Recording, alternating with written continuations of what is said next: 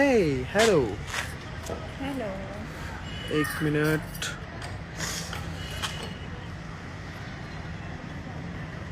ये क्या कर रहे हो? ये सेंड किया जाता है इसे।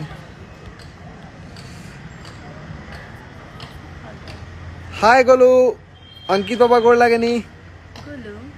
हाँ फ्रेंड है एक वहाँ मुरादाबाद का।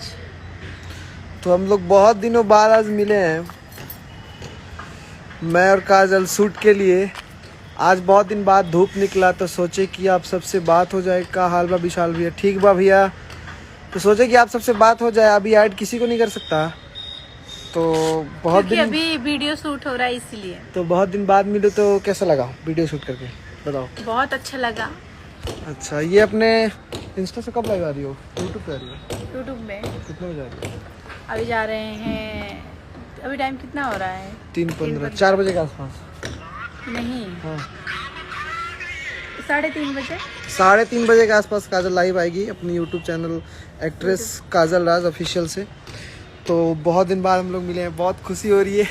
आज वीडियो बना रहे हैं काजल के साथ, बहुत अच्छा लगा। वीडियो शूट हो गया, अब रील्स अपडेट रहेंगे, हम मिलेंगे फिर, चलते हैं। बाय बाय बोलो। बाय।